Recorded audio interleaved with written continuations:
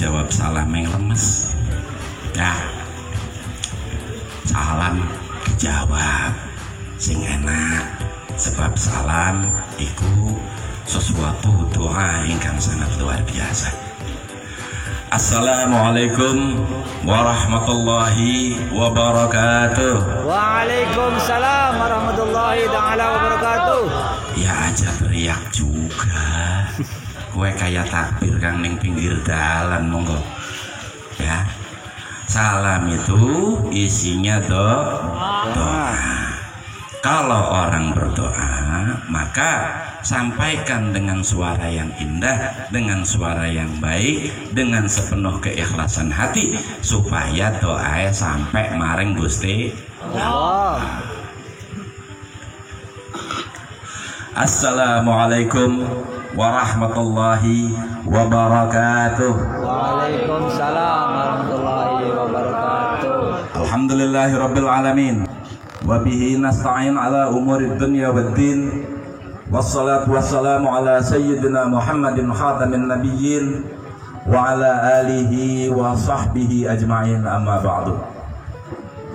Hadratul muhtaramin, para kiai, para sepuh, wabil khusus guru kula Kang Zaini, senior kula Kang sakniki datang MUI nggih Kang Zaini.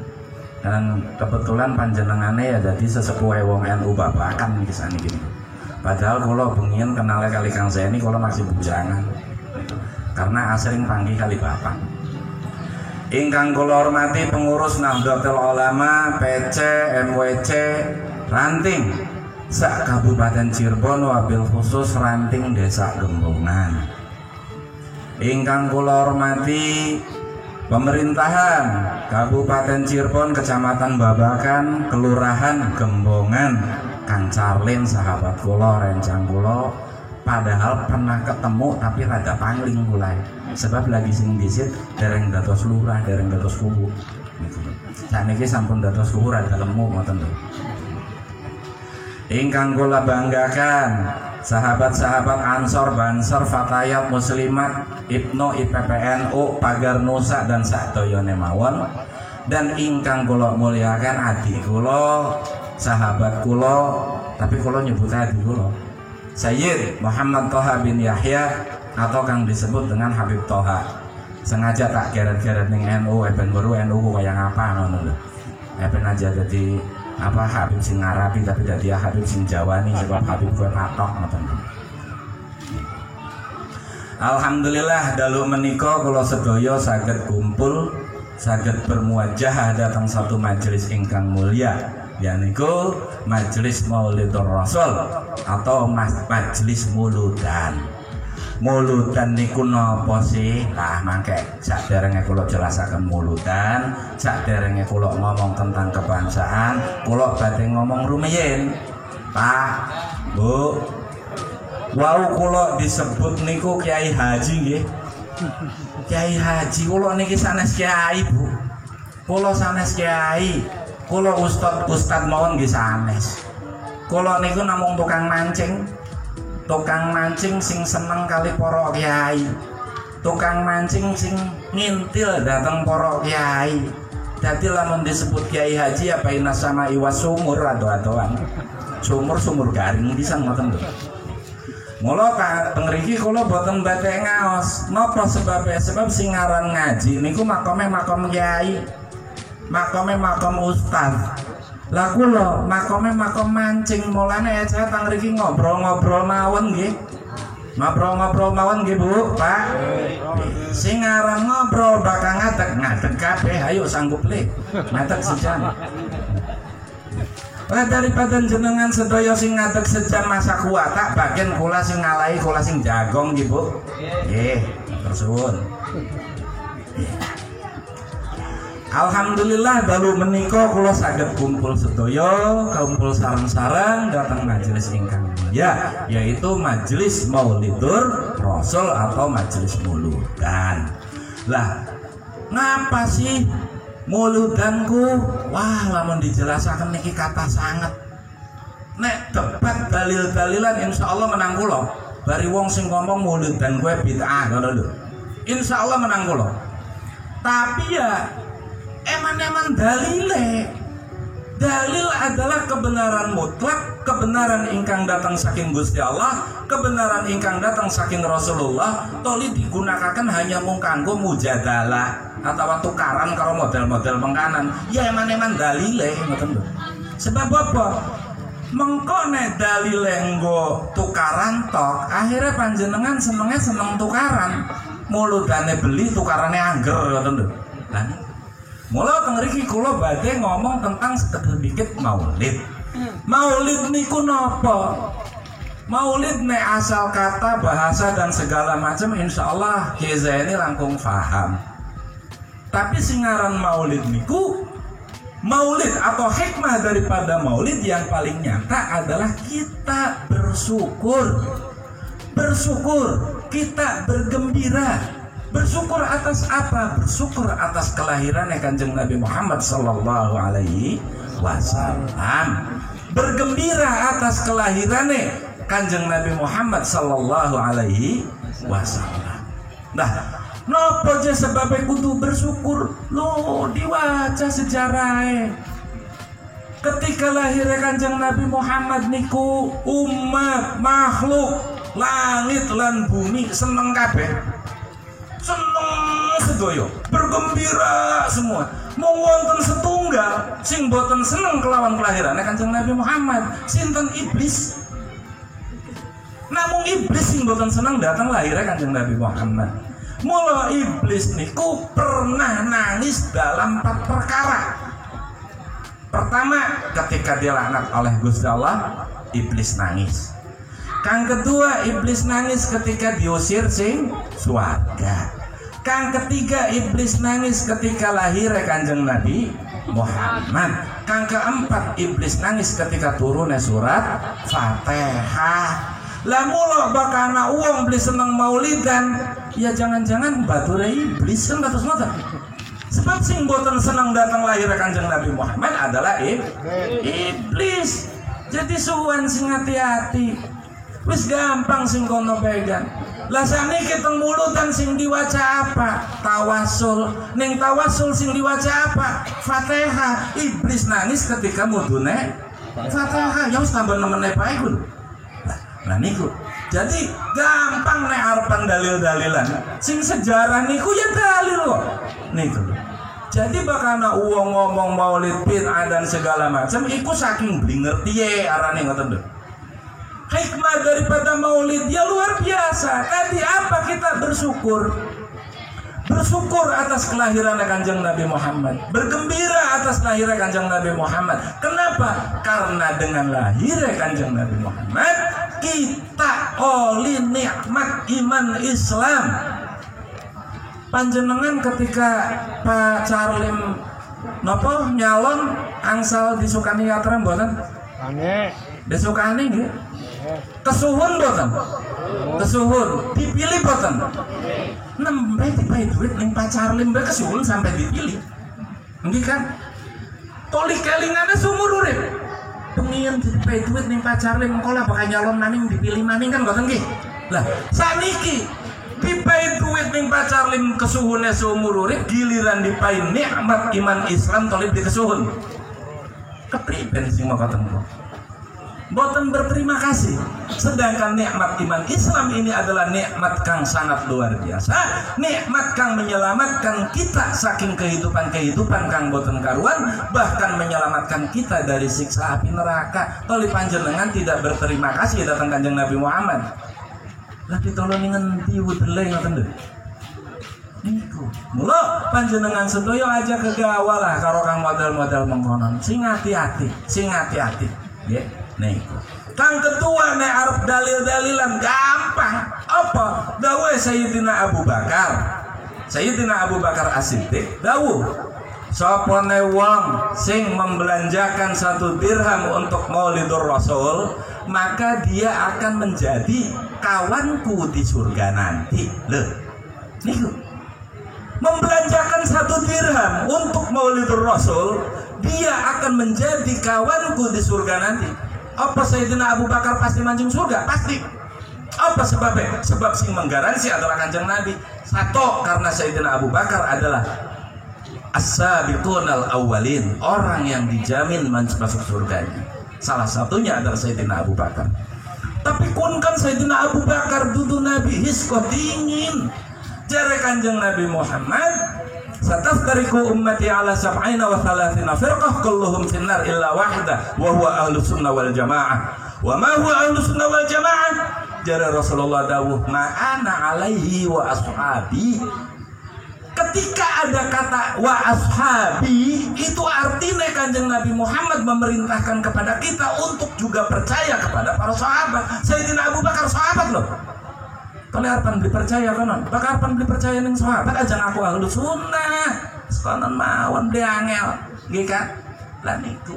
Mula panjenengan sedaya kedah paham. Kenapa kita berterima kasih? Satu adalah karena kita diberikan nikmat iman Islam atas lahirnya Kanjeng Nabi Muhammad.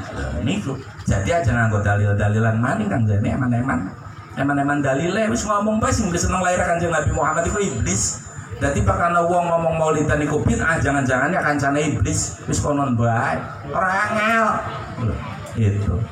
Atas ngoten. Kang kedua, dengan lahirnya Kanjeng Nabi Muhammad, kita diberikannya ajaran akhlak. Akhlak. Rasulullah dawuh, "Innama bu'itsu li utammima makarimal akhlak." Napa dudu makarimal adab? Napa dudu makarimal ilmi? Ngapa dudu makarimal hukmi? Ngapa dudu makarimal jabatani? Ayo. Nggih kan? Akhlak. Sebab al-akhlak adalah al-khuluq. Al-akhlak adalah al-khuluq. Al-khuluq adalah asal mula penciptaan manusia. Apa? Liya'budun, untuk beribadah. Di sini. Maka yang diutamakan adalah akhlak, bukan adab. Kenapa? Karena adab adalah perilaku daripada akhlak tadi. Nih. Kenapa bukan jabatan? Kenapa bukan mal? Pak, Bu, nek kula ngomong masalah kados ngeten, kurang apa wong Arab bengian? Abu Jahal nguasai pirang kabilah, Abu Lahab nguasai pirang suku. Nggih. Jabatannya luar biasa, sugiya yang arat-arat. Masalah kebudayaan Arab dia luar biasa zaman itu. Tetapi yang tidak ada adalah akhlak. Nah itu.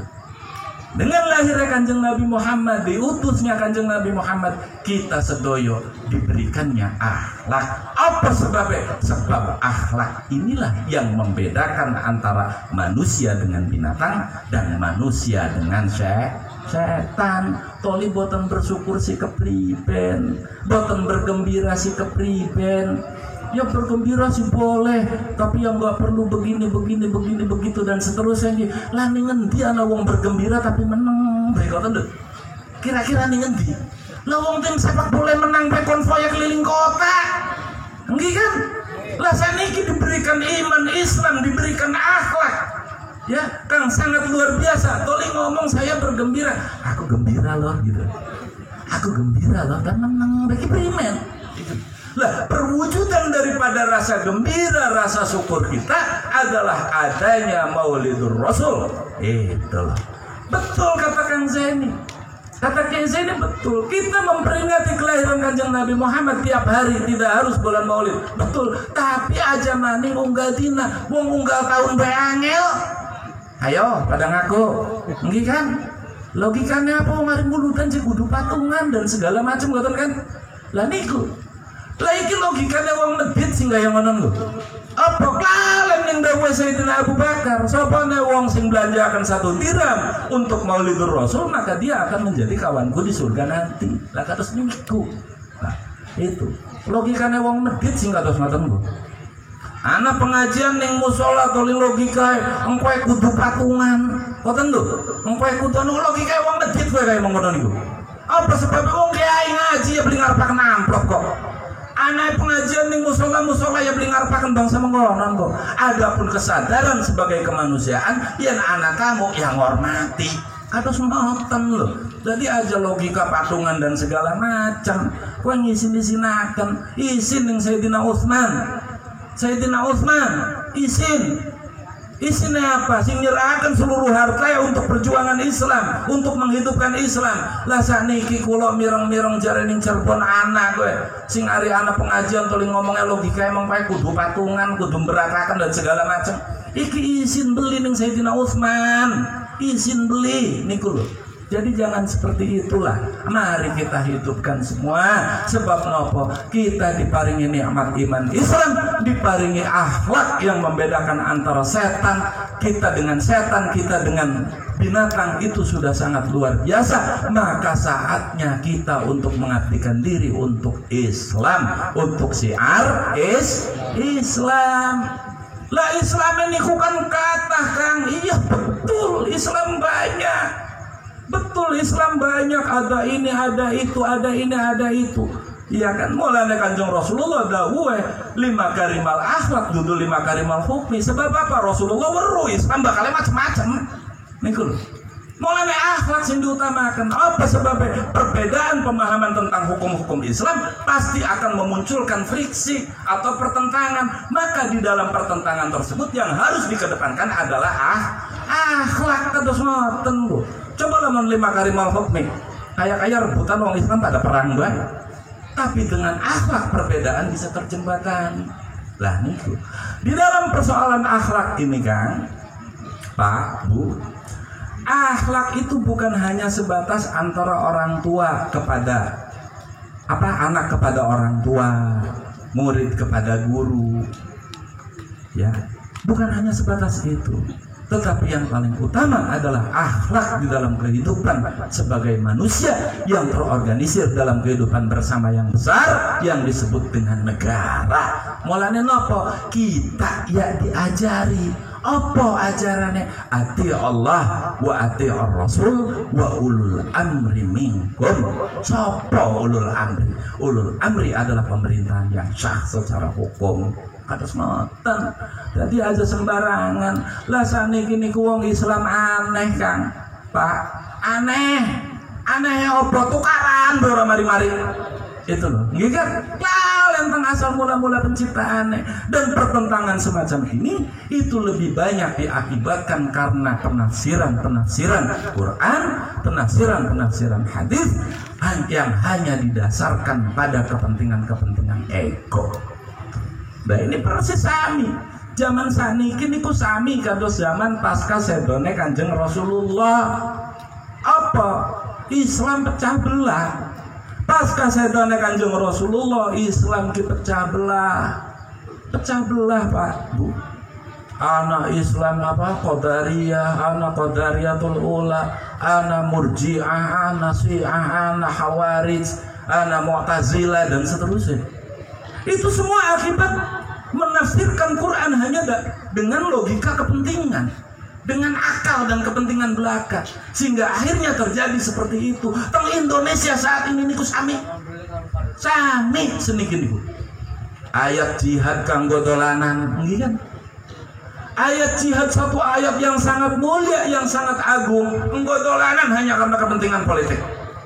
Sama zaman dulu juga. Ya. Apa? Ingat sejarah ketika Quran ditusuk dengan tombak dan diacungkan oleh siapa? Muawiyah. Itu hanya didasarkan kepentingan. Teng Indonesia niki seniki sami kados ngoten. Ayat Quran, hadis, penerjemahannya seenake budel pada klalen. Man fassara al-Qur'ana bi ra'yihi fa huwa mal'un.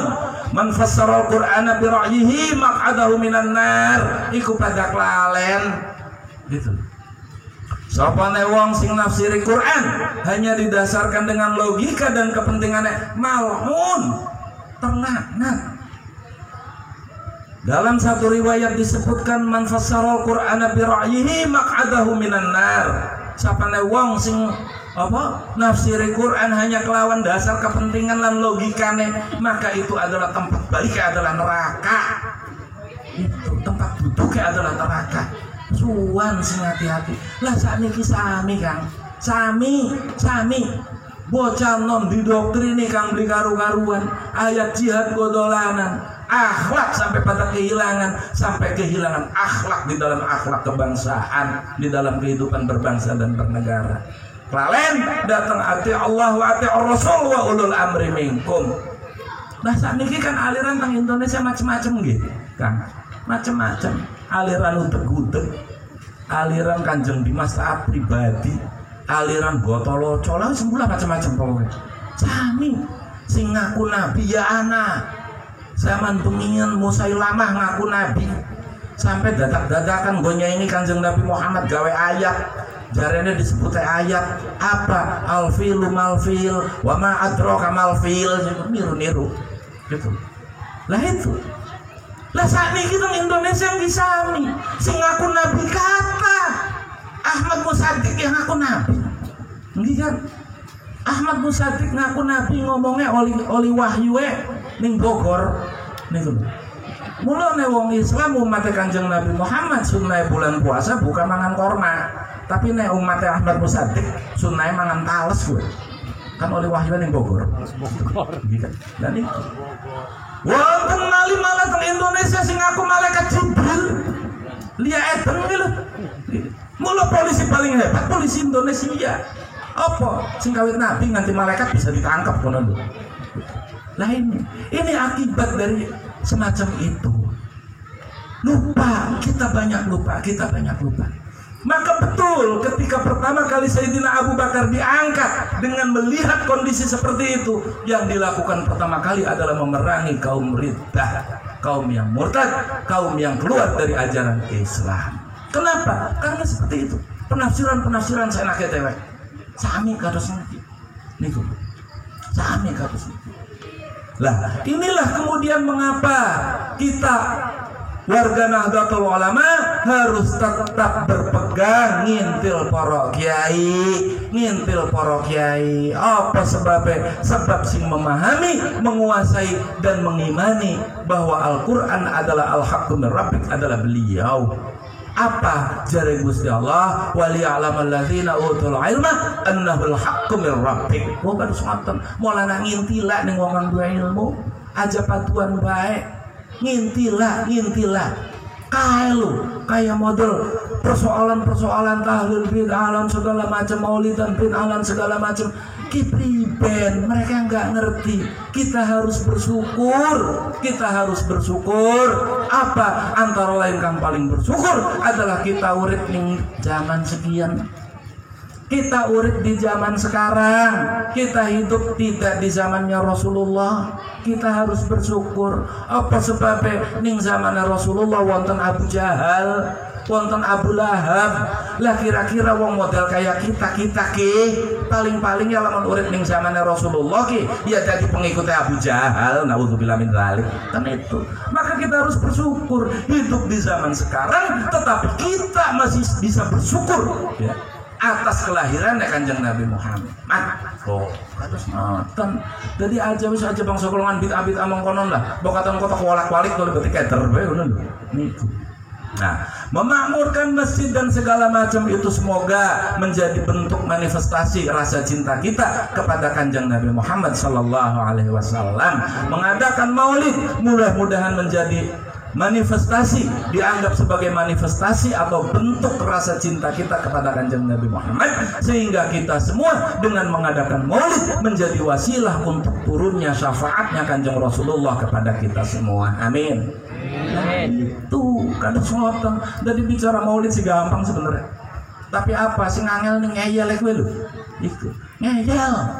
Padahal bakal dibolak-balik kan dipercaya. Dia omongnya gampil nih, wonten ngomong maulidan kue bid'ah. Sementara jare Sayyidina Abu Bakar sapane wong sing belanjakan 1 dirham menggo maulidur Rasul, maka dia akan menjadi kawanku di surga nanti.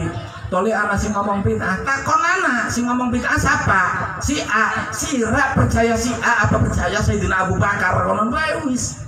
Beli susah dalil-dalilan wis. Sayyidina Abu Bakar jelas dawu kados ngoten. Niku. Itu. Ono manehnya sakniki lagi musim nggih. Lagi musim bid'aken maulidan, bid'aken tahlilan, ya.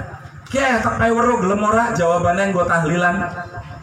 Maksudnya ora usah dalil-dalilan tapi jawabnya wis jawaban ala santri bangor wae ngono lho. Ya.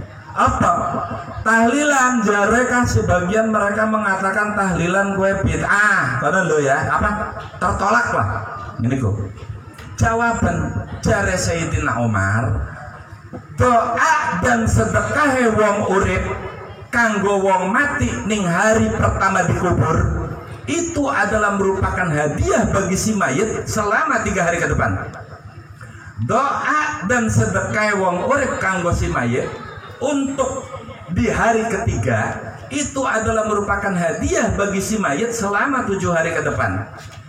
Doa dan sedekah wong urip kanggo si mati di hari ke-7 ya, itu adalah merupakan hadiah bagi si mayit selama 40 hari ke depan. Doa dan sedekah wong urip kanggo si mayit di hari ke-40 itu adalah merupakan hadiah bagi si mayit selama 100 hari ke depan. Doa dan sedekah wong urip kanggo si mayit ya di hari ke-100 itu adalah merupakan hadiah bagi si mayit selama 1000 hari ke depan. Yang ana sing ngomong tertolak takon ana mawon, sampean percaya Sayyidina Umar apa percaya wong kae wis konon bae? Ora usah ngel-angel, jawabe kados ngoten mawon. Loh, Sayyidina Umar sahabat dan kita kan percaya kali sahabat. Ayo. Nggih kan? Lan iku wis jawabe kados ngoten mawon. Ana maning sing dalil itu kan ayat Qur'ane mungkinan wacan maning ayat Qur'ane bahwa mengikuti tidak ini. Di situ jelas di tafsir Khazin itu dijelaskan bahwa tidak sampainya pahala yang disampaikan oleh orang hidup kepada yang mati adalah khusus untuk syariatnya Nabi Musa dan Nabi Ibrahim, tidak untuk syariatnya Kanjeng Nabi Muhammad. Wacan maning coba tafsir. Wong dalil-dalilannya bisa kok, tapi ya belok lah eman-eman dalilnya wis bisa man. Nah ini. Jadi panjenengan sedaya wis ayu barang-barang ngintil nggih, barang-barang ngintil para ulama, para kiai. Apa sebabnya itu seperti itu? Akeh sakniki wong sing nyasar-nyasaraken kelawan kedok agama. Loh kok bisa sih Kang? Nyasaraken nganggo agama, nyasaraken nganggo ayat Quran, nyasaraken nganggo apa hadis, bisa? Ya bisa. Apa sebabnya? Iblis yo pengen nipu Nabi Adam nganggo demi Allah kok. Dengan wallahi kok iblis itu. Wallahi ya Adam, ayat la taqraba hadhihi sajarah itu sudah dihapus dari iblis ning Nabi Adam. Akhirnya Nabi Adam percaya dipangan buahul dia. Lah iblis penipu Nabi Adam nganggo demi Allah. Ya wong zaman sekian iblis zaman sekian ya pada penipu umat yang nganggo atas nama Allah kok. Itu. Contoh apa? Investasi bodong kang disebut nganggo perumahan syar'i nyatane bodong enggak be? Enggak kan? Apa? Sing jual adalah ayat Quran dan saya tahu itu di Bogor. Gitu. Itu. Jadi aja kaget, aja salah panjenengan sedaya wis ngintilaning Kiai NU, ngintilaning NU, ngintilaning NU. Apa sebabnya kita kabeh kudu NU? Yeh Kang, Pak, Bu. Ki bengian Islam kacau balau. Islam pecah belah akibat dari penafsiran Quran sing paduan baik. Penafsiran hadis sing paduan baik. Ini berlanjut terus sampai apakah muncul Abdurrahman bin Muljam sing gunakan ayat Quran untuk membunuh Sayyidina Ali. Enggih kan? Padahal sak derenge Sayyidina Ali sampun dawuh napa kalimatu haqqin urida bihal batil. Kalimatnya bener tapi nggo tujuan kang salah. Lah zaman sekiye akeh wong Islam sing dibangkitaken mung fanatisme bae. Ilmu ditinggal, akibatnya apa? Fanatisme tanpa ilmu, akhirnya apa? Radikal.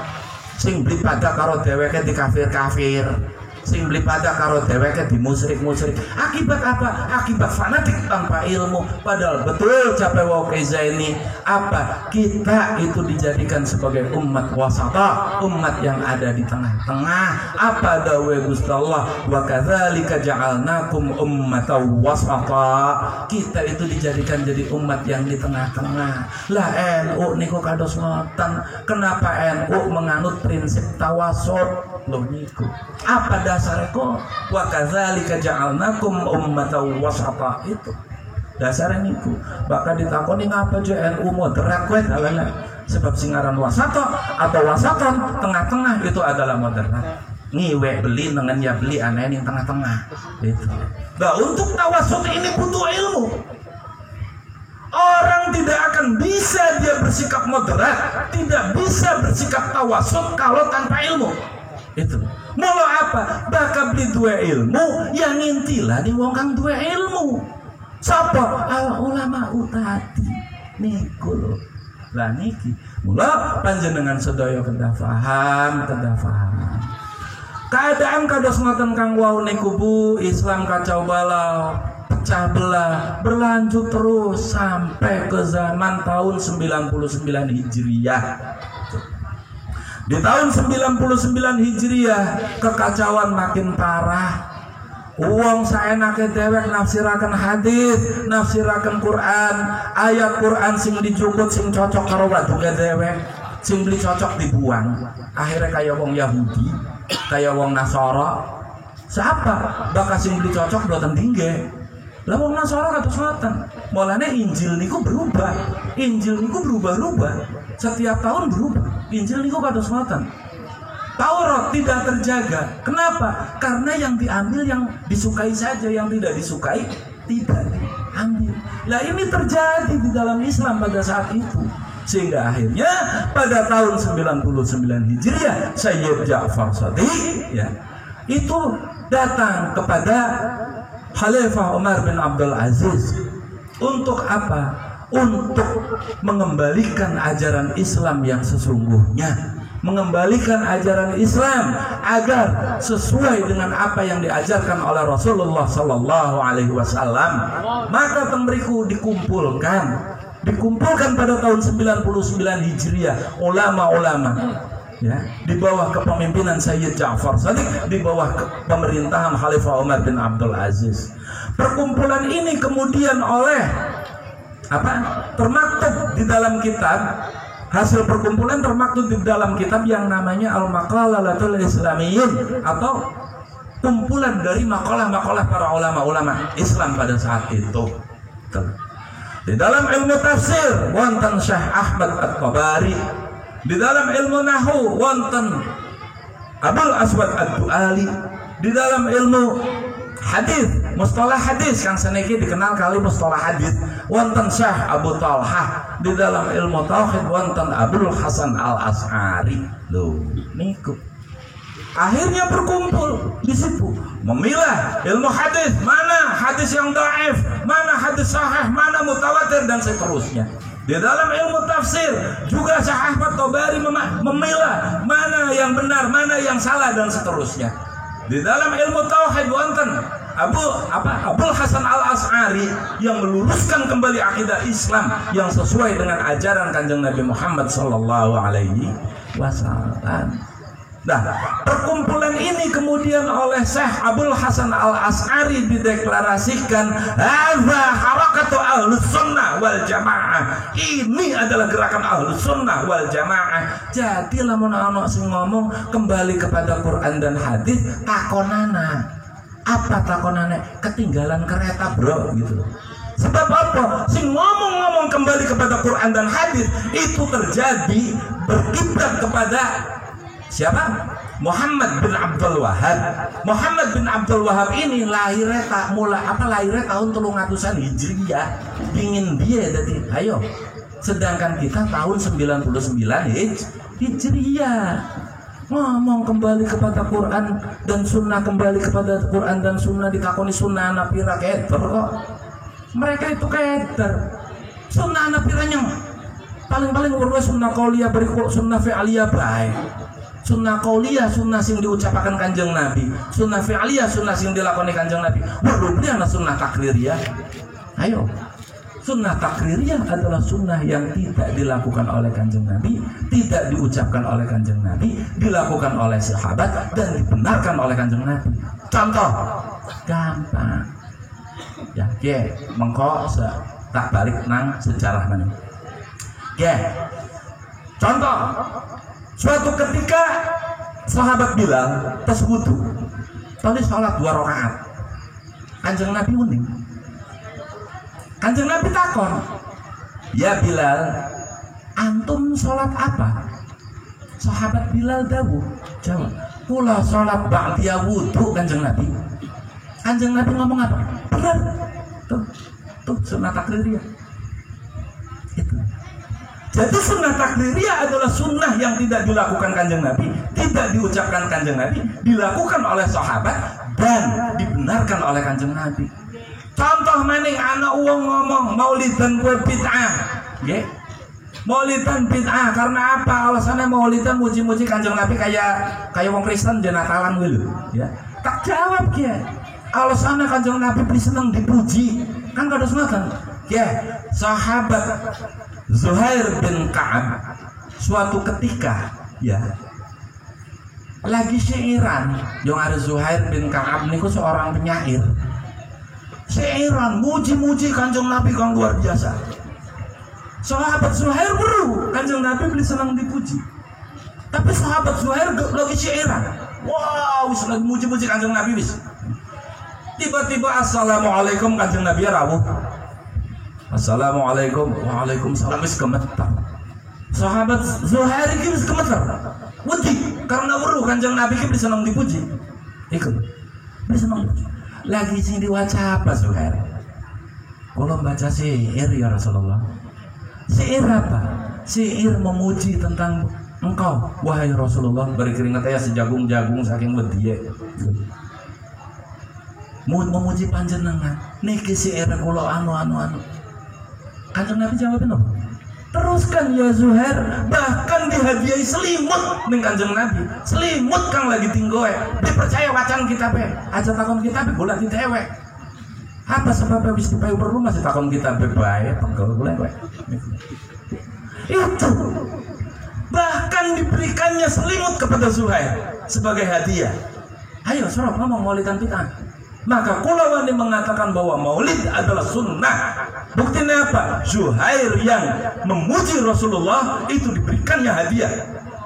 Wong memuji Rasulullah itu sunnah. Sunnah takririyah. Itu ayo. Paham yang sunnah takririyah kalau gue. Nah ini. Nah, hal ini kembali kepada sejarah wau.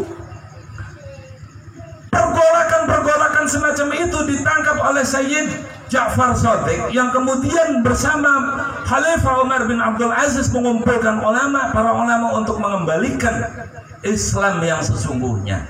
Okay.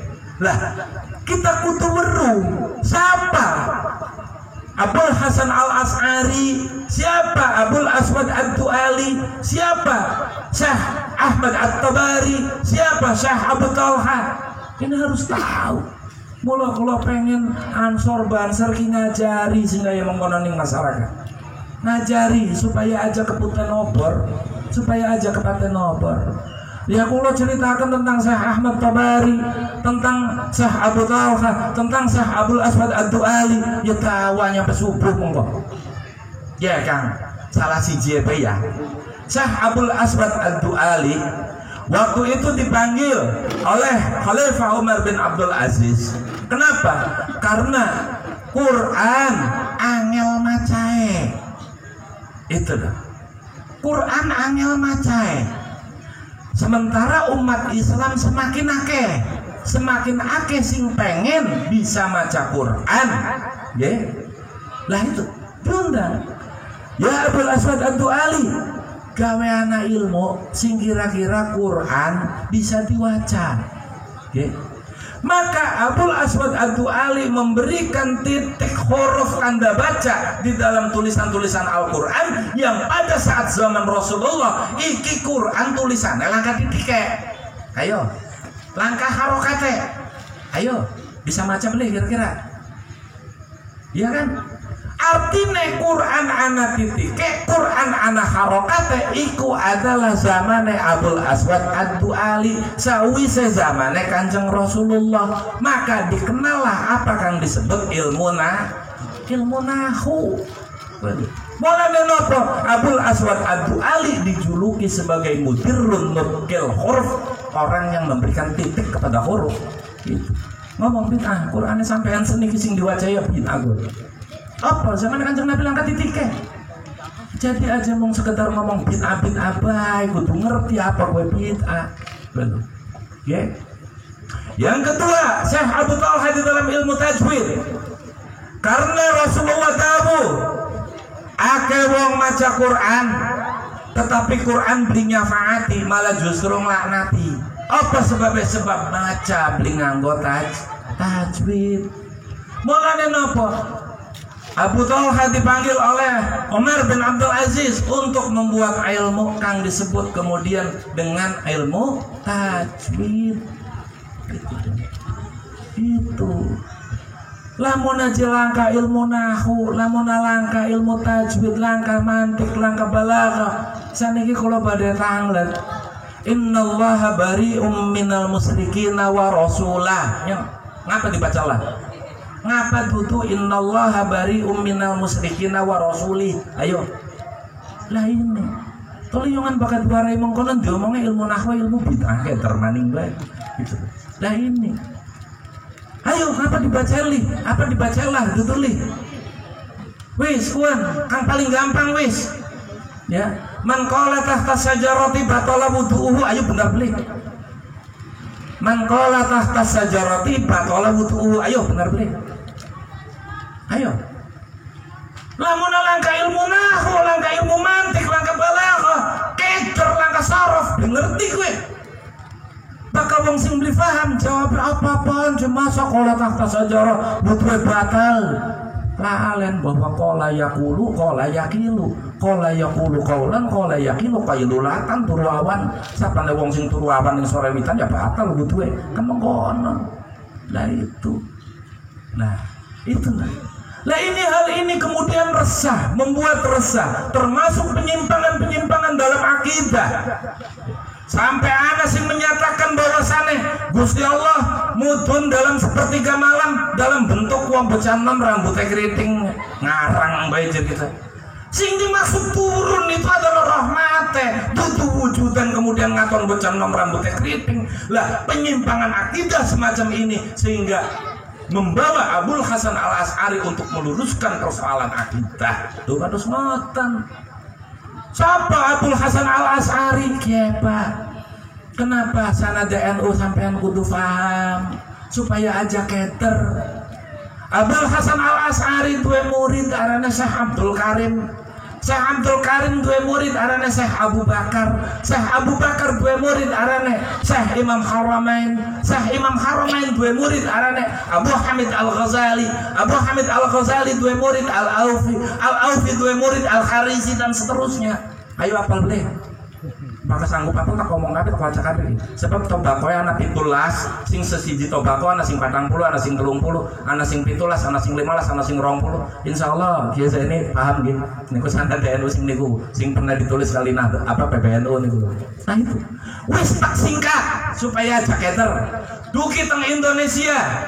Dugi teng Syekh Asrar Al-Banjari, dugi teng Syekh Ahmad Zaini Dahlan, dugi teng sinten Syekh Nawawi Al-Bantani, dugi diterusaken datang Mbah Khalil Bangkalan Madura, diterasaken datang muridnya Syekh Mahfud Permas, diterasaken datang Kiai Hasyim Asy'ari, Kiai Hasyim Asy'ari diterusaken kali putrane Kiai Wahid Hasyim, Kiai Wahid Hasyim diterusaken kali putrane Gus Dur, Gus Dur diterusaken kali penerusnya Kiai Hasyim Muzadi, Kiai Hasyim Muzadi diterusaken kali penerusnya Kiai Said Akhil Sirot. Itu NU. Lah kalau NU yang dengan sanad sedemikian lurus ya, itu kemudian dikatakan sesat, pertanyaannya priben karo kang sanade mung tekaning Google. Ayo. Nggih kan? Ai kamakola syekhuna Google. Ya. Wakila syekhuna YouTube. Kayak termaning bae. Lah itu. Mula panjenengan sedaya kedah paham kenapa kita harus NU, karena runutan Nahdlatul Ulama sanadnya seperti itu. Secara dalam bahasa lain bahwa gerakan Ahlus Sunnah wal Jamaah yang dideklarasikan tahun 99 Hijriah oleh Abul Hasan Al-Asy'ari diteruskan atau di Indonesia adalah Nahdlatul Ulama. Itu kenapa sanadnya runut yang anak tapi sing sanane runut kaya mengkonon mong paling-paling ka mentok ning taun 300 Hijriah siapa Muhammad bin Abdul Wahab kok iku kedah paham panjenengan sedaya sing kados ngaten supaya aja gampang terombang-ambing nggih aja gampang terombang-ambing di dalam kehidupan berbangsa dan bernegara. Nahdlatul Ulama mengambil sifat tengah-tengah, apa wasata, tawassut, ya itu tengah-tengah. Apa sebabnya? Sebab di dalam Islam kita semua diajarkan ati Allah wa ati'ur Rasul wa ulul amri minkum. Itu tawassut di tengah-tengah. Hari ini tengah-tengah ini ya beli dengan ya beli, radikal ya beli, terlalu slow ya beli. Itu kenapa kemudian kita harus berbangsa dan bernegara yang sangat luar biasa, Kang, sangat luar biasa. Itu loh. Nah ini malah justru ngomongnya, wih kusana teh siapa aja harus singaran Sayyid Ja'far Shadiq kieh tak pay weruh bukan pengen weruh sampai Kanjeng Nabi tak buka ya. Sayyid Ja'far Shadiq adalah putra dari Sayyid Ali Zainal Abidin. Sayyid Ali Zainal Abidin adalah putra dari Sayyid Muhammad Al-Baqir. Sayyid Muhammad Al-Baqir adalah putra dari Sayyidina Husain. Sayyidina Husain adalah putra dari Sayyidina Ali karamallahu wajhah. Wong sing manjing Islam sing kawit cilik belajar Islam ning Kanjeng Nabi, mantuwe Kanjeng Nabi, ponakane Kanjeng Nabi, suaminya Siti Fatimah, khulafaur rasyidin, as-sabiqunal awwalin. Yang kurang apa? Ayo. Lah ini. Itu. Mula aja sembarangan ngomong NU sesat. Lah, tak buka melongo paling-palingnya sing kaya mengkonon gue. Itu, nggih. Itulah Nahdlatul Ulama. Di dalam kehidupan berbangsa dan bernegara, ana maning sing ngomong tak jawab isu-isu kekinian nggih, sing ngomong apa langkah dalile mencintai negara itu ya. Gitu ya. Ana ya sing ngomong siapa Felix Yao kae lho. Ya. Langkah dalile mencintai negara kae bocah ngaji ora pragat kan. Apa? Sebab panjenengan kedah paham ketika Rasulullah Shallallahu Alaihi Wasallam hijrah ke Madinah, pertama kali beliau menginjakkan kaki di tanah Madinah, apa doa beliau? Ya Allah, jadikan aku mencintai Madinah sebagaimana aku mencintai Makkah, bahkan lebih. Makkah dalam hal ini konteksnya adalah tempat kelahiran Rasulullah, tanah air Rasulullah. Ngomong maning langkah dalile. Caranya apa sih disampaikan ning Kanjeng Nabi gue dalil hadis. Lah kan doa Kanjeng Rasulullah. Lah ini. Yang kedua, Sayyidina Umar Sayyidina Umar bin Khattab dawuh, laula hubbul watan la huriba baladus su'a fa bihubbil autan umiratul buldan. Loh, itu. Ya. Laula hubbul watan, andaikan tidak ada rasa mencintai tanah air, lahuri babaladus su'a, maka akan hancur negara tersebut, akan rusak negara tersebut. Fabihubbil autan, maka dengan adanya rasa mencintai tanah air, umiratul buldan, negara tersebut akan berkembang. Wis gampang pertanyaannya, percaya Sayyidina Umar apa percaya Felix Yao? Wis konon bae. Ayo ngomong maning langkah dalile. Oh gampang kok. Sebenarnya gampang menjawab mereka. Cuman ya sepisan maning eman-eman dalile. Gitu loh. Lah ini. Maka panjenengan sedaya ayo bareng-bareng nggih, bareng-bareng. Napa malih sakniki niku ya Allah. Islam iku ning Indonesia luar biasa akeh.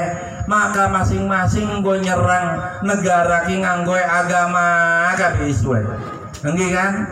Isu agama kabeh. Bakal daripada disebut kafir, Indonesia disebut tauhid, Indonesia disebut zalim, kan harus ngoten. Kalau tak gegunya nih bisa harus ngoten niku. Saya suka gegunya ngoten. Napa sebabnya? Kalau nanti diskusi datang tegang niku. Datang saya teng mriko niku istilah kursus kebangsaan niku. Kalau jelaskan tentang bagaimana pentingnya hidup berbangsa dan bernegara, sehingga kemudian para ulama bersepakat wa yahrumu 'alal mar'il muslimin al-bugha. Maka dibaca Anwarul Masalik itu. Wa yahrumu 'alal mar'il muslimin al-bughat. Haram hukum bughat untuk orang Islam. Bughat itu melawan pemerintahan yang sah secara hukum, haram itu. Mau nggak beli percaya wacana Anwarul Masalik itu? Lah itu. Ada satu mahasiswa yang mungkin sudah rada mengkanan lah. Rada terpapar paham kados ngoten. Ya. Sing rupane ngajian ning tempat tertutup, sing disodori tentang pembantaian sehingga akhirnya sing muncul omongan fanatisme tanpa ilmu, akhirnya pikirannya radikal. Ngomong ning kula. Gus, bukankah para nabi juga melawan pemerintahannya? Contoh, Nabi Ibrahim melawan Namrud, Nabi Daud melawan Jalut atau Goliat, ya. Nabi Musa melawan Fir'aun. Bukankah seperti itu, Gus? Betul. Tapi itu adalah konteksnya pemerintah yang zalim. Lah, apakah Indonesia itu zalim? Kembali pertanyaannya. Zalim itu ukurannya apa? Zalim dalam hal ini ukurannya apa? Ayo, sob. Dia. Kalau Indonesia dianggap zalim, tunjukkan satu saja. Undang-undang, baik di Undang-Undang Dasar 45 maupun undang-undang yang lain yang dengan tegas menyatakan bahwa Indonesia melarang, ya, umat Islam untuk beribadah misalkan. Ada tidak? Tidak ada. Jadi kalau Indonesia disebut zalim, ini ukurannya apa? Itu. Tidak ada aturan hukum satupun di Indonesia yang melarang aktivitas umat Islam untuk melakukan peribadatannya, untuk bermuamalah atau untuk apapun. Tidak ada. Nggak ada itu. Jadi zalim itu dari mananya? Wong bulan puasa ya azan pas seru-seru kok.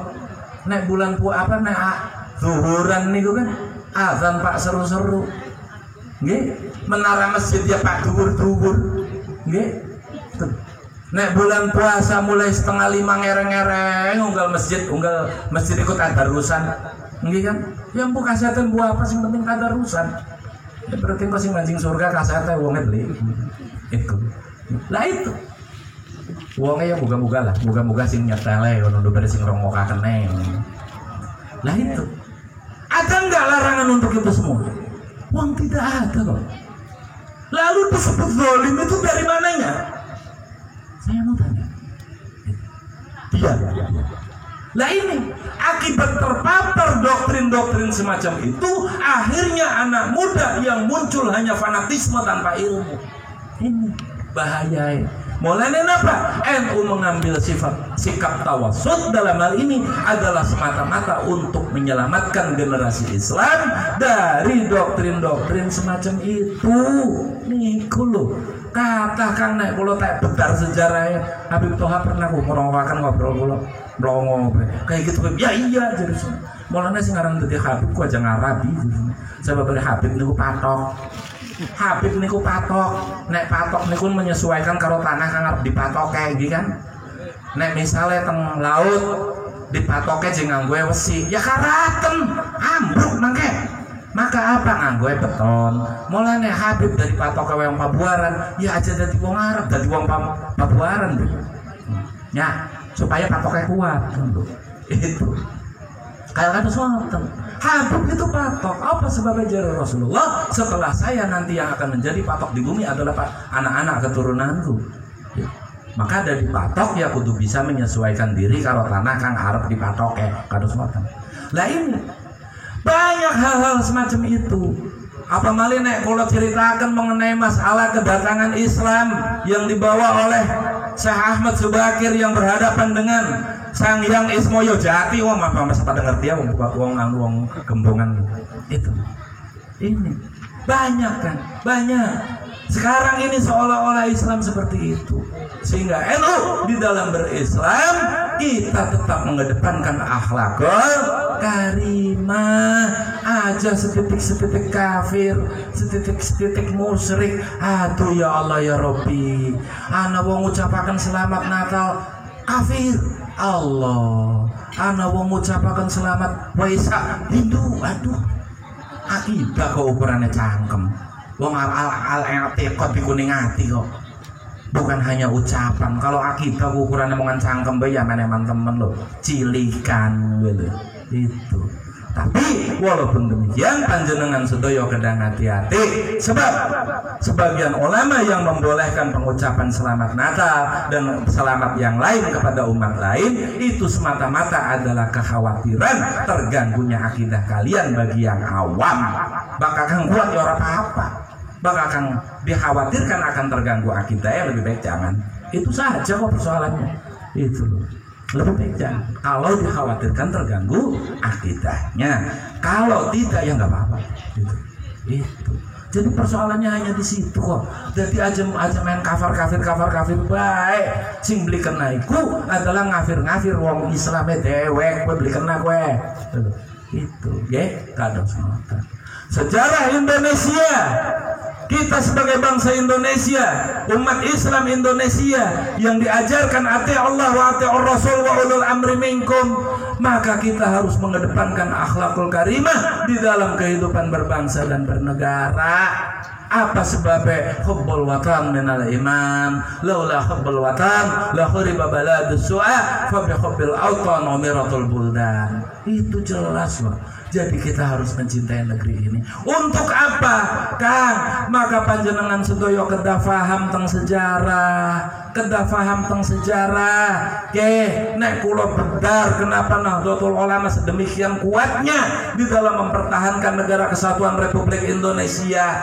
Apakah karena pengen jadi presiden? Beli. Apakah karena pengen jadi menteri? Beli.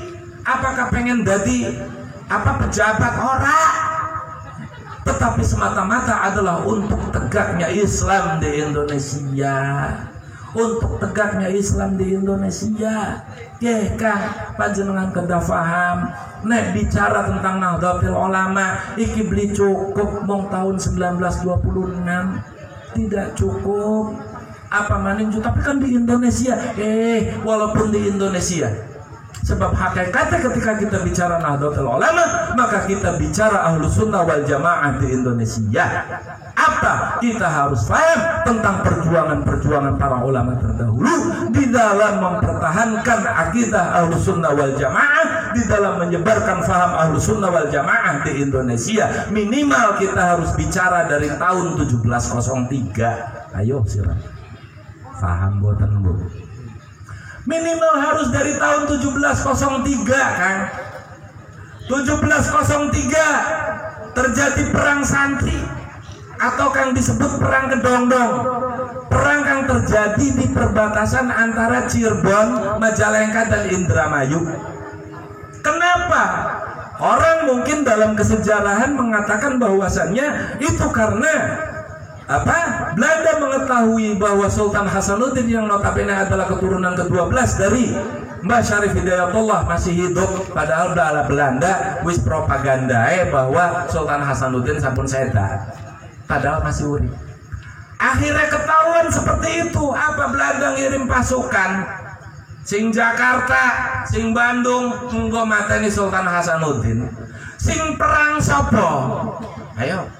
Sing perang adalah para kiai dan para santri kang wonten teng Cirebon, Kuningan, Majalengka, Indramayu, termasuk Brebes, menghadang pasukan Belanda di Kedongdong. Lah saniki pertanyaane, di Minha atau Minhum ya ada kiai tidak? Ayo, enggak ada, bukan aneh ustad kok. Enggak kan? Aneh ustad. Ustad ngaji sedina ning Monas balik-balik dari gelar ustad. Enggak kan?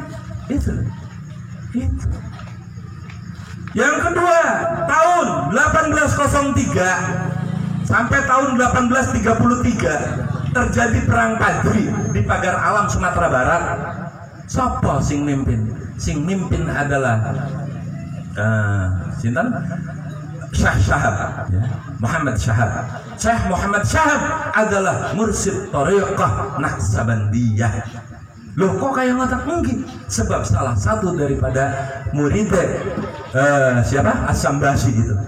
Syekh Hatib As-Sambasi itu salah satu muridnya adalah Syekh Muhammad Syahab. Beliau berguru di Aceh.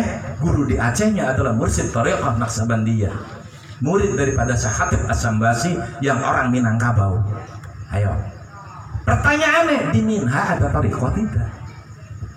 Wong Minha itu mengatakan Thariqah sesat kok. Jadi sejak kapan itu perang Badri diklaim sebagai perangnya mereka? Wong mereka itu tidak mengakui adanya Thariqah. Itu. Ya. Jadi jelas adanya Thariqah itu cuma di Ahlussunnah wal Jamaah. Di NU cuma, di Indonesia cuma ada NU yang mengakui ada Thariqah dan seterusnya. Ya, itu. Tahun 1815 sampai 1820 terjadi kembali pertempuran perang santri kedua yang ada di Kedongdong. Di Kedongdong lagi. Kang perang maning-maning adalah para kiai dan santri. Itu. Lah pertanyaannya, di Minha ada santri tidak? Nggak ada, adanya anggota kok. Gitu. Nah itu. Lanjut tahun 1825 sampai 1830 terjadi yang disebut perang Jawa, dipimpin oleh siapa? Oleh Sayyid Abdul Hamid, kang dikenal Pangeran Diponegoro. Pangeran Diponegoro adalah mursyid Thariqah Satariyah. Lagi-lagi pertanyaannya, di mereka ada Thariqah tidak? Jadi jelas bahwa yang berperang di dalam mempertahankan kemerdekaan negeri ini adalah para ulama Ahlussunnah wal Jamaah. Itu. Walaupun saya tidak menutup kemungkinan adanya mereka juga yang ikut berjuang, tetapi nyata-nyata yang paling berperang adalah para ulama Ahlussunnah wal Jamaah. Ya. Naik tahun 19-an 1924 ketika Saud, setelah Saud berhasil mengkudeta Hijaz. Tahu Hijaz gak? Arab itu Hijaz menjadi Saudi Arabia itu setelah Jenderal Saud berhasil mengkudeta Hijaz atas bantuan Inggris. Loh, itu ya. Atas bantuan Inggris Jenderal Saud mengkudeta Hijaz. Sejak itu Hijaz berganti nama menjadi Saudi Arabia atau wong Arab kan sebangsa Saud gitu loh. Itu. Nah itu. Ya. Ketika Jenderal Saud berhasil mengkudeta Hijaz, dia salah satu programnya adalah ingin menghancurkan seluruh peninggalan Islam. Situs-situs Islam dihancurkan. Bahkan yang paling parah ingin memindahkan makbarah Rasulullah dari Madinah ke Makkah. Lah, keadaan ini menimbulkan keresahan di kalangan para ulama. Kenapa? Apabila situs-situs Islam itu dihancurkan, ya, maka nanti anak cucu kita akan bertanya, apa bukti Islam pernah ada? Akan hilang, tidak bisa dibuktikan. Maka dengan mengutus Komite Hijaz, Kiai Hasyim Asy'ari mengutus mereka beliau-beliau ke Mekah untuk bertemu dengan Saud yang prinsipnya meminta agar Saud tidak menghancurkan situs-situs Islam. Tengriki wonten cerita lucu, lobby para kiai datang lobby negara-negara Arab kang sanese. Kenapa? Karena keresahan ini harus butuh bantuan dari negara-negara Islam yang lain agar Saud menghentikan aksinya yang merusak situs-situs Islam itu. Apa? Niki ngeten. Ketika Komite Hijaz niki berkumpul teng Palestina, ngobrol-ngobrol kali lingkungan sekitar kali para kiai ulama teng riku. Iki loh ngeten. Pertama ketika ngomong seperti itu, para ulama yang ada di Saud di Jazirah Arab ini keder, sebab Saudnya kuat pisan. Khawatir malah justru Islam akan dihabisi secara keseluruhan. Kekhawatiran itu yang ada di ulama Arab pada saat itu. Tetapi lobby dasare wong NU tukang guyonan ya. Akhirnya lobby guyon nganggo. Apa lobby guyone? Jadi Kiai Sinten, Kiai Wahab ikut cerita tentang ngapa semut iku yen hari ketemu karo bature mesti salaman ngono. Itu. Akhirnya diceritakan Kenapa? Anda tahu tidak? Kenapa semut setiap bertemu dengan sahabatnya itu kemudian salaman? Kenapa Kiai? Gitu kan? Akhirnya Kiai Wahab tahu, bengian lagi zamannya Nabi Nuh, gara-gara kirik kayak lu kawin ning kapal, padahal kan dilarang kawin, gitu kan? Dilarang kawin kono lho. Kewenangan kucingnya laporan Nabi Nuh sehingga kirik sengitaning kucing nyampe saiki kan ngoten nggih, tukaran bae. Lah iku ketika dilarang kawin kok kiri kawin gitu. Keadaan ini kemudian menjadikan Nabi Nuh untuk memohon kepada Allah agar semua kelaminnya binatang dicabut dulu gitu loh. Nggih kan? Dicabut dulu. Pun dicabut sebudaya pun iki kira-kira ngedumel iki gara-gara kucing ngono lho. Gara-gara kucing dadi bisa kawin ngomongnya. Gawe enak kita ning Nabi Nuh bae wis gamane kaya ngono lah. Lah iku. Lah ketika kemudian banjir itu sudah surut dan kemudian semua berkumpul, semua makhluk diperintahkan oleh Nabi Nuh untuk mengambil kelaminnya masing-masing. Nah niku kucing jukut kelamine, jarang mungkin keseliru karo sapi tadi gede dewek kono niku ya. Padahal dari sapi kan awake cilik ya. Jaran awake cilik, sapi awake gede. Tapi kok sapi kelamine cilik, giliran jaran sing awake cilik kelamine gede pun kayak ketukar pun itu. Nah, giliran ning semut karena cilik jadi pikaton kan itu loh. Akhirnya apa? Semut bakal ketemu karo bature nakon kene sira wis ketemu durung ngono. Kene sira wis ketemu durung kaya ngono. Lah teng mriki sah Arab kayak ulama-ulama Arab gemuyu kabeh ngakak kabeh. Akhirnya apa? Kesepakatan untuk meminta Saud menghentikan aksi bisa terlaksana. Kok hebatnya lobby ala guru NU itu lainnya ya. Akhirnya apa? Itulah kemudian Komite Hijaz mengajukan kepada Saud untuk menghentikan aksi penghancuran situs-situs Islam, menghentikan upaya untuk memindahkan makbarah Rasulullah dari Madinah ke Makkah. Itu. Lah itu berhasil. Inilah sumbangsih pertama ulama Islam Indonesia untuk kehidupan Islam sedunia. Tapi kan lucu, anak komite langka induke, gitu kan? Komite sekolah bakal kang depak ya berarti induke depak, gitu kan? Bakal kang pedanka ya berarti induke dinas, gitu kan? Dinas pendidikan, gitu.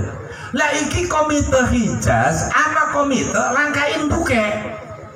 Kan aneh sebenarnya. Secara organisasi ini aneh.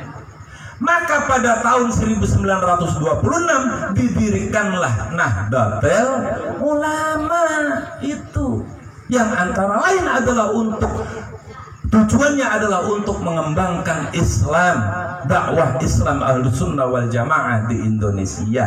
Maka di dalam ADART Nahdlatul Ulama jelas di situ menyatakan berazaskan Islam Ahlussunnah wal Jamaah. Nggih.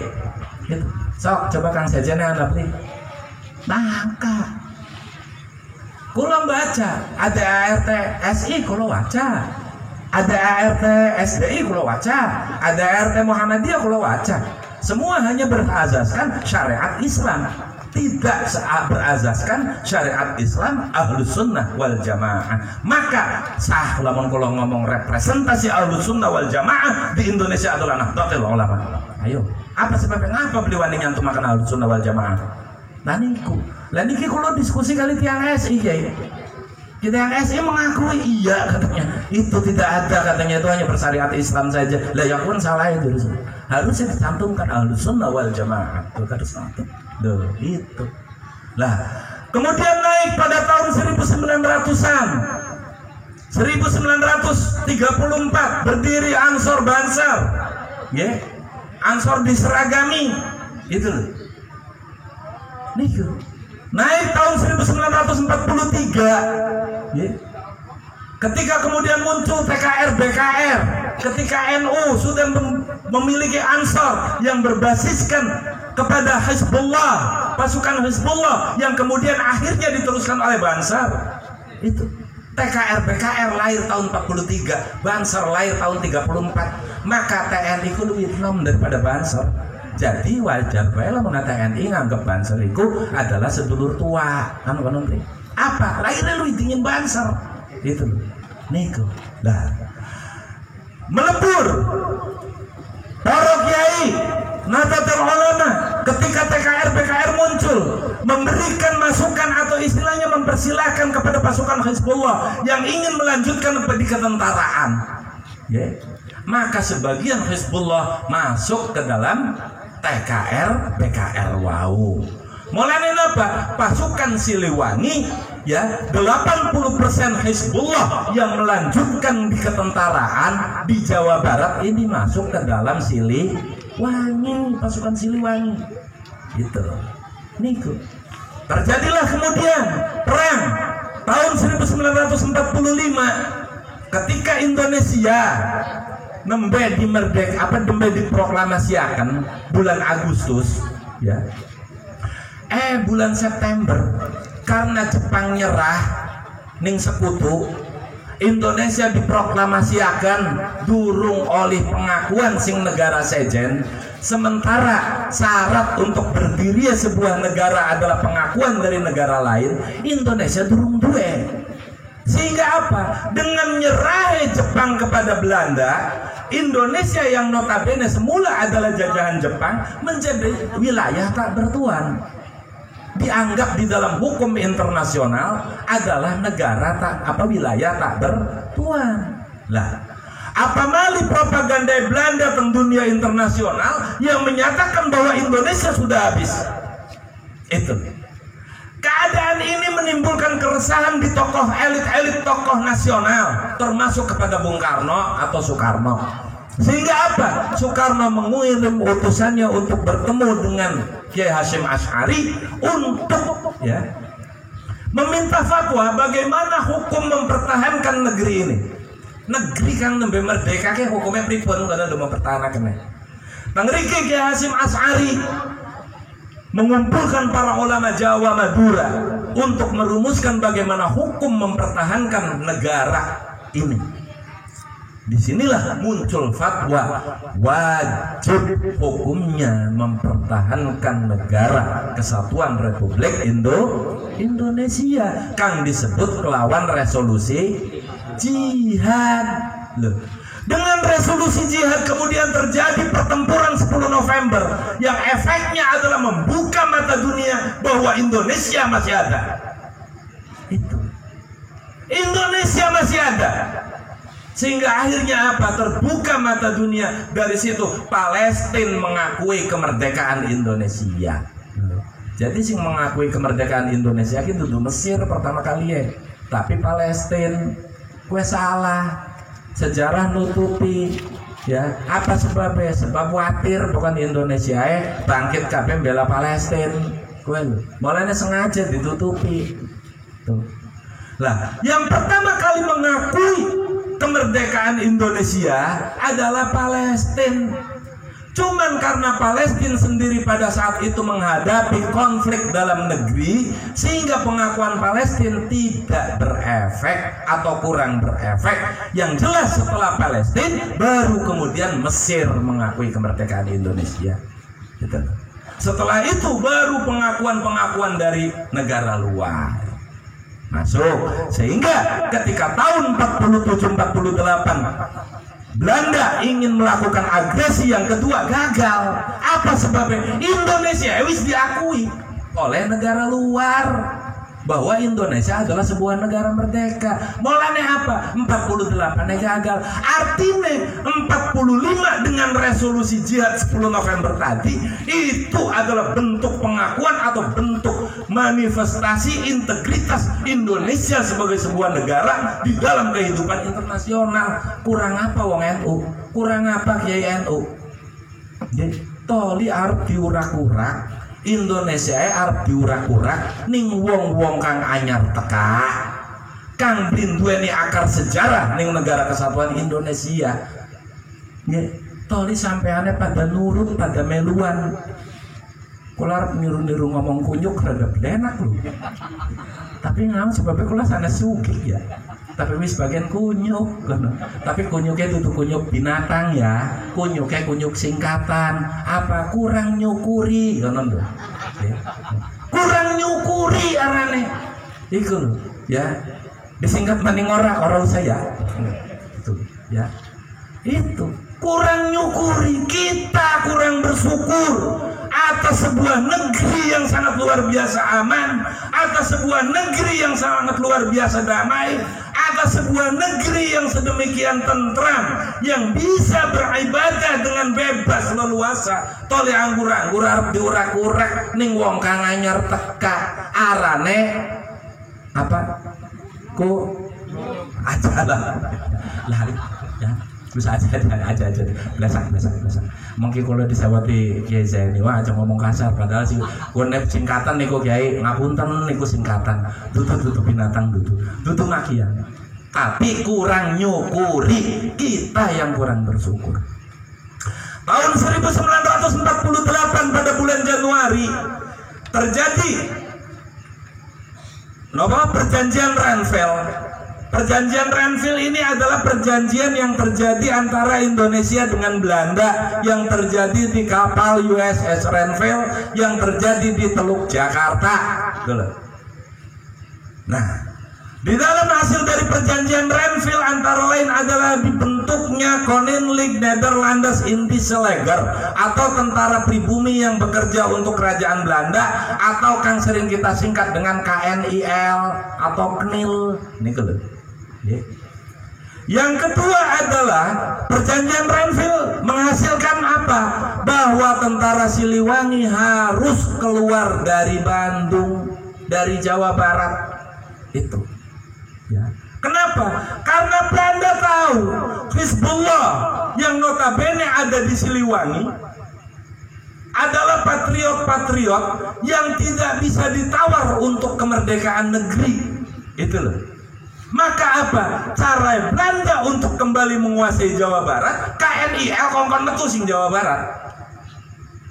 KNIL mau jelaskan bahwa 80% Hizbullah yang bergabung di dalam ketentaraan itu bergabung dengan Siliwangi yang di Jawa Barat itu. Maka apa? Terjadilah long march besar-besaran pasukan Siliwangi ke Yogyakarta.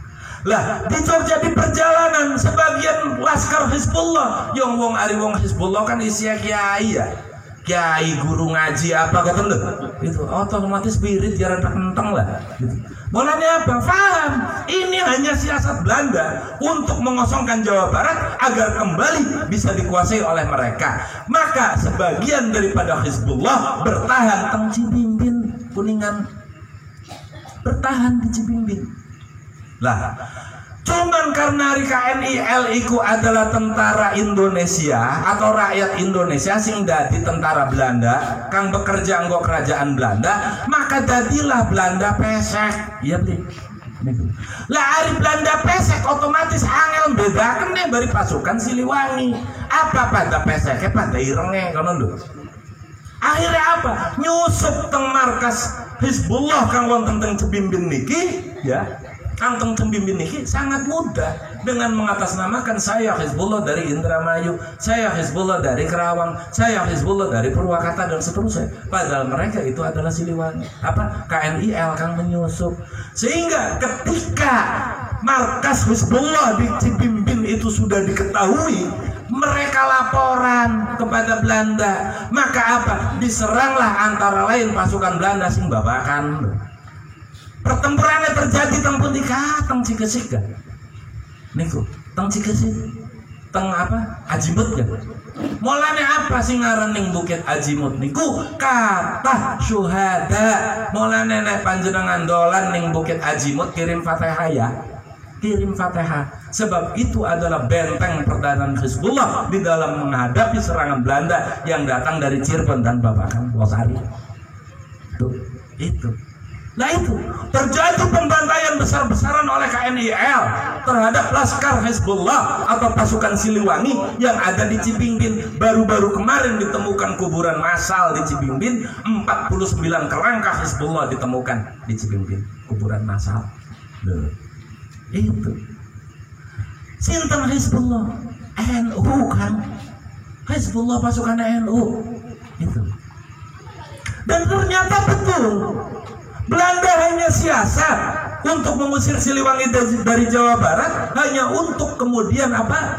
Untuk menguasai Jawa Barat kembali. Setelah itu kemudian secara sepihak Belanda membatalkan hasil perjanjian Ranvel, kan?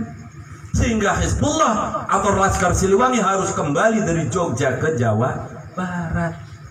Di dalam perjalanan dihujani, dibombardir habis-habisan dengan senjata-senjata berat. Ya, hutan kayak mengkenan wes pokoknya lah. Anak sing lairan ning dalan segala macam nih lho. Nah itu. Dan sampai kemudian di perbatasan Cisanggarung terjadi pertempuran hebat. Di dalam sejarah Orde Baru disebut tempure karo DITII, iya kan? Enggak kan? Sejarah Orde Baru kan yang buku-buku sejarah ya. Itu bukan dengan DITII. Itu adalah dengan KNIL. Ya. Itu pertempurannya dengan KNIL. Si Pimpin kembali bisa dikuasai oleh Siliwangi, berlanjut terus sampai ke Sumedang, terjadi lagi pertempuran. Lagi-lagi di dalam sejarah disebutkan itu dengan DITII. Sekali lagi itu bukan dengan DITII, tapi itu dengan KNIL. Apa sebabnya? Sebab hijrah Siliwangi teng Bandung, bolak-balik sing Bandung marani Jogja, Jawa Barat marani Jogja, itu terjadi tahun 47 48 ya. Tahun 48 terjadi hijrah itu tahun 48. Sementara pemberontakan DITII itu terjadi tahun 57. Ayo serok. Tahun 57-58 pemberontakan DITII itu. Niku. Lah panjenengan sedoyo ki tiba bodoh kabening sejarah-sejarah kan ditulis nang Orde Baru. Mulane apa? Kalau ya wajar, bocah nom sakniki bicara NU masa paham. Apa? Orang paham sejarah kok. Nggih kan? Gampang diombang-ambingkan dengan isu-isu yang ada ngoten. Wajar. Apa? Wong sejarah ya orang ngerti kok. Apa sebabnya? Nggih Kang, jare Sayyidina Ali kah an-nasab al-akhlaq. Nasab itu adalah akhlak. Nasab itu adalah asal mula kehidupan seseorang. Kue nasab berane. Bahkan di dalam arti luas, nasab itu adalah sejarah. Gitu loh. Dalam arti kemasyarakatan adalah sejarah, asal mula kehidupan suatu bangsa. An-nasab al-akhlak, nasab iku akhlak, sejarah iku akhlak. Sopone wong kehilangan sejarah, iku akan mudah kehilangan akhlake. Gitu. Nggih kan? Mulai ya beli aneh, wong beli ngerti sejarah, akhirnya pemerintah ya dicaci maki. Karena apa? Beli guru sejarah. Mulane apa? Wonten pemeo Jawa sing mengatakan aja nganti kelalen karo apa? Purwodaksi. Purwodaksi itu sejarah. Loh niku. Kenapa? Karena sejarah itu adalah akhlak. Kembali kepada akhlak. Jadi kita ber-NKRI itu semata-mata adalah untuk mengedepankan akhlakul karimah di dalam kehidupan berbangsa dan bernegara. Kados ngoten. Itu loh. Ya. Lah niku. Tahun 1948 masih terjadi pemberontakan Madiun, PKI di bawah pimpinan Musa, ini kan, yang ingin mendirikan apa? Republik Soviet kecil atau apa itu? Itu tahun 48. Terjadi di sana tragedi Goranggareng, tragedi Ngadiluwi, tragedi Watu Jago, tragedi Lamongan, tragedi Madiun dan seterusnya. Siapa sing dibantaikan? Sing dibantai adalah para kiai dan para santri Nahdlatul Ulama. Apa sebabnya? Sebab mereka pun tahu, PKI tahu bahwasannya yang bertekad bulat untuk NKRI adalah para kiai dan para santri Nahdlatul Ulama. Mulane sing dihabisi ya para kiai dan para santri Nahdlatul Ulama. Salah satu yang paling nyata adalah ketika di Lamongan. Almarhumlah Kiai Ahmad namanya. Sak santrine, sepesantren sak kiaine sesantrine dibarisaken ning pinggir lapangan, ning kono tiga apa ana sumur, diceceraken ning sumur, dibrondong mati sedaya dijeburaken ning sumur. Wonten sing masih urip ya dipateni urip-uripan. Ditembak urip-uripan oleh dikubur. Itu tragedi Lamongan. Tragedi Watu Jago ketika serombongan kiai dan santri Nahdlatul Ulama yang akan melakukan ziarah kemudian digelundungi watu sampai kepenyek kabeh. Yang selamat cuma 4 orang kiai. Tuh. Tragedi Goranggareng. Goranggareng ini Sidoarjo, pabrik gula Sidoarjo. Terjadi pembantaian habis-habisan. Warga Nahdlatul Ulama dikumpulkan dalam satu ruangan di salah satu pabrik gula Goranggareng tadi, kemudian dibantai habis sehingga darah tergenang sebatas mata kaki. Sing dibantai wong NU man. Kenapa? Karena mereka tahu bahwa Nahdlatul Ulama inilah kemudian yang sangat sangat berjuang untuk negeri ini. Nahdlatul Ulama inilah kemudian yang di dalam kebangsaan tidak bisa ada tawar-menawar. Itu termasuk tragedi Ngadiluih Kediri. 80 orang Banser diundang, Ansor Banser diundang oleh pemuda PKI atau pemuda rakyat atas nama pengajian, dan ketika sampai di tempat pengajian diracun. 79 orang mati syahid, insya Allah meninggal dunia, yang selamat cuma 1 orang. Ini semua karena komitmen Nahdlatul Ulama di dalam mempertahankan negara kesatuan Republik Indonesia. Atas notan. Maka mereka musuh-musuh orang-orang yang tidak suka terhadap kejayaan NKRI, pasti yang diantam pertama kali adalah Nahdlatul Ulama, termasuk zaman sekarang, termasuk saat ini. Mereka yang ingin merubah negara kesatuan Republik Indonesia adalah yang dihantam Nahdlatul Ulama. Mulane apa? Banser kudu siap, Ansor kudu siap. Itu loh. Kenapa? Karena mempertahankan negara kesatuan Republik Indonesia hukumnya wajib. Apa sebabnya? Resolusi jihad belum dicabut sampai saat ini. Tuh. Itu. Okay. Dan perlu dipahami bahwa semua yang ingin mengucak-acak negara kesatuan Republik Indonesia adalah membawa faham-faham yang enggak karuan. Ya mohon maaf kalau saya katakan faham-faham yang menyimpang dari ajaran Ahlus Sunnah wal Jamaah. Contoh Belanda, KNIL. Kenapa yang mau dihabisi pertama kali adalah pasukan Hizbullah? Karena Belanda di dalam menjajah Indonesia bukan hanya sebatas penjajahan di bidang imperialisme kekuasaan dan imperialisme ekonomi, tetapi adalah misi penyebaran agama. Apa? Katolik. Dan mereka tahu Nahdlatul Ulama adalah tiang keagamaan dan kebangsaan yang ada di Indonesia. Maka yang dihantam adalah Hizbullah, tentaranya tuh. Yang kedua, PKI di Indonesia di bawah pimpinan Musso. Kenapa yang dihantam Nahdlatul Ulama? Karena PKI juga membawa faham ateisme, gitu kan? Faham yang jelas keluar dari ajaran-ajaran Islam. Mereka ingin menjadikan PKI sebagai sebuah ideologi keagamaan di Indonesia yang dibawa dengan menganut faham daripada Leninisme. Jadi Marxisme, Leninisme, bocah Ansor kudu paham gitu. Maka yang dihantam adalah Nahdlatul Ulama pertama kali. Kenapa? Karena mereka tahu yang berkomitmen untuk tegaknya negara kesatuan Republik Indonesia adalah Nahdlatul Ulama, termasuk yang saat ini. Mereka yang pertama kali dihantam adalah Nahdlatul Ulama. Apa sebabnya? Sebab mereka tahu kalau ingin mendirikan khilafah di Indonesia, maka hancurkan dulu Nahdlatul Ulama. Dari itu. Jadi aja aneh, belajar dari sejarah. Kenapa Nahdlatul Ulama kan paling pertama kali dihantam? Bukan persoalan agama, wong ning NU kiai akeh luwih alim bu apa. Tapi mereka selalu mengkafir-kafirkan dan segala macam dengan membawa faham Wahabiyah. Itu. Hati-hati. Yaitu faham-faham sing setetik kafir kan ada. Negara khilafah dan segala macam. Giliran diskusi kali kula, khilafah iku apa? Pada keter. Khilafah ki apa?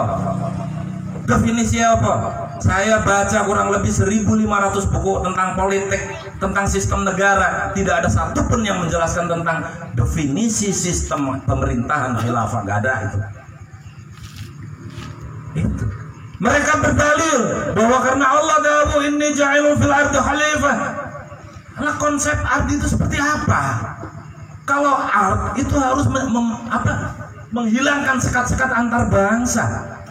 Artinya kalau Indonesia menjadikan khilafah, menjadi khilafah, pertanyaan saya, bagaimana dengan negara yang tidak khilafah? Apa bukan art? Tetap art kok. Gitu. Mereka dengan dalih ini ja'ilun fil ardi khalifah, konsep art itu seperti apa? Kalau art dibatasi dengan sekat negara, pertanyaannya, maka bagaimana dengan negara yang tidak menggunakan khilafah? Apa bukan art? Tetap art kok. Yang ketiga, pertanyaan saya kepada mereka 10 tahun yang lalu, siapa yang berhak jadi khalifah? Ayo. Apa kriterianya? Siapa yang memilih? Yang memilih bahwa si A itu berhak menjadi khalifah, siapa?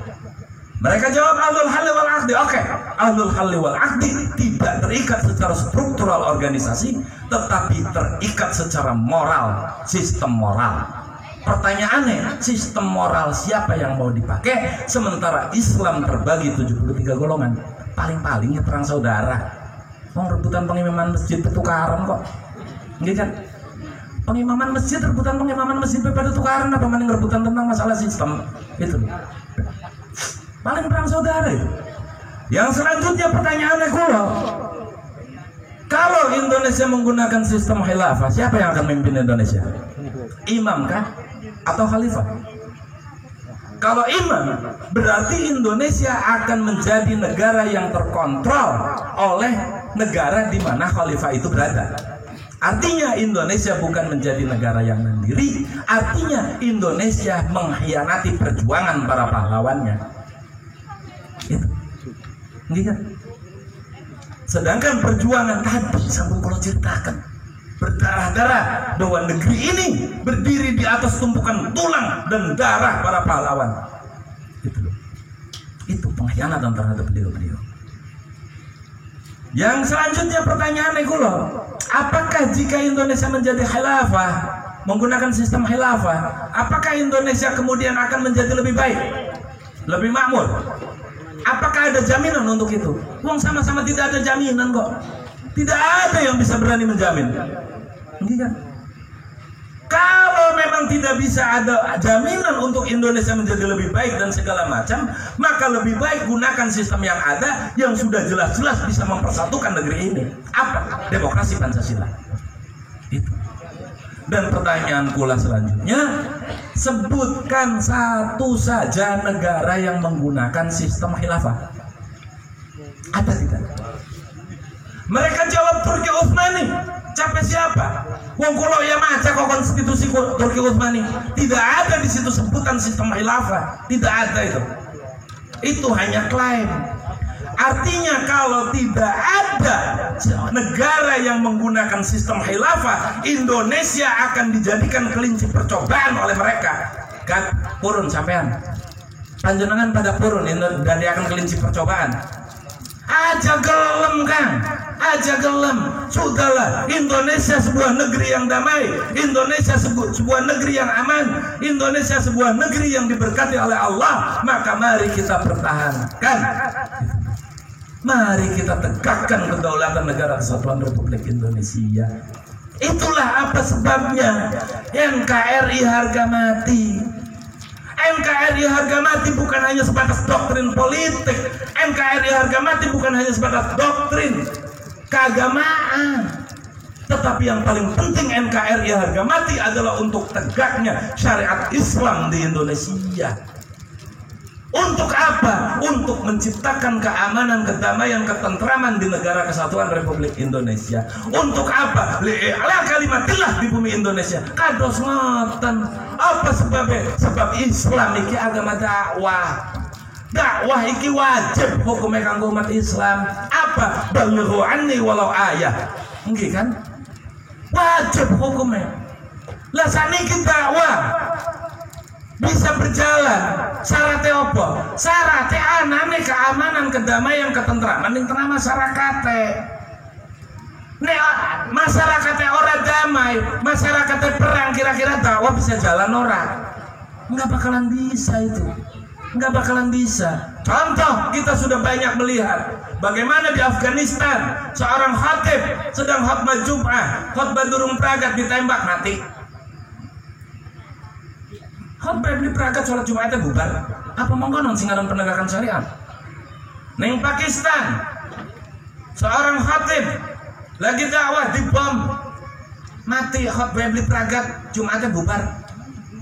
Neng India seorang ulama sedang menyampaikan tausiah ditembak mati, tausiah beli peragat jamaah bubar. Apa mengkonon sing disebut penegakan syariat? Itu. Syekh Ramadan Al-Buti di Syria, ya, lagi ngaji subuh dibom, ngaji beli peragat jamaah bubar. Apa mengkonon penegakan syariat? Ayo sob. Maka adanya keamanan, kedamaian, ketentraman di tengah masyarakat adalah merupakan prasyarat untuk berjalannya dakwah Islamiyah. Itu. Karena keamanan, kedamaian, ketentraman adalah syarat, maka menciptakan keamanan, kedamaian, ketentraman di tengah masyarakat itu hukumnya jadi wajib. Apa sebabnya? Dakwah wajib. Maka dakwah wajib, maka memenuhi syarat untuk berjalannya, maka menjadi wajib. Apa? Ma la yatimul wajib illa bihi fahuwa wajib. Jara Syahdi dawu apa wasailul umuri kal maqasid wahkum bihadzal hukmil sawaid. Kok kayak mengkonon ngomong NKRI harga mati salah. Pengen datang ke untung kuda itu sugih betulan. Kuda sugih itu ngomong raimu. Itu sayang boleh dipesugi. Nah inilah kenapa para ulama kita, ulama Nahdlatul Ulama mendoktrin kepada kita NKRI harga mati. Sebab apa? Toh untuk itu, untuk berjalannya dakwah Islamiyah di Indonesia, untuk menegakkan syariat Islam di Indonesia, untuk agar masyarakat bisa hidup damai, tentram, kados ngoten dalam sebuah bingkai kang disebut Negara Kesatuan Republik Indonesia. Tuh NKRI harga mati. Mulane Bansor kudu paham. Aja mau bisa teriak NKRI harga mati, giliran ditakoni kenapa NKRI harga mati kayak terjawab tuh. Okay. Jadi runutan semua itu adalah bahwa NKRI harga mati adalah perwujudan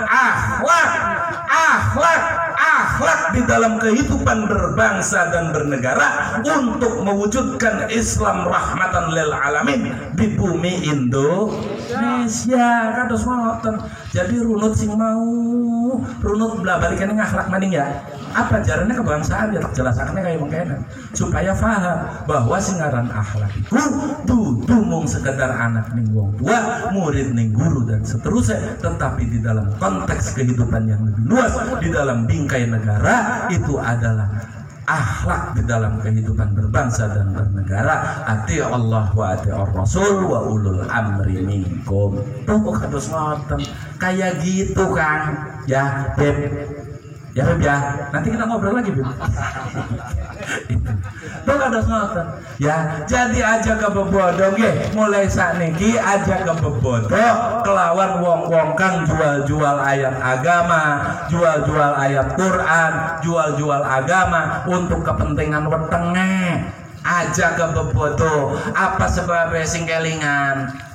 Agamanya benar tapi digunakan nggo cara kang salah, nggo tujuan kang salah. Ya. Kalimatu haqqin urida bihal batil. Kalimatnya benar tapi digunakan buat tujuan kang salah.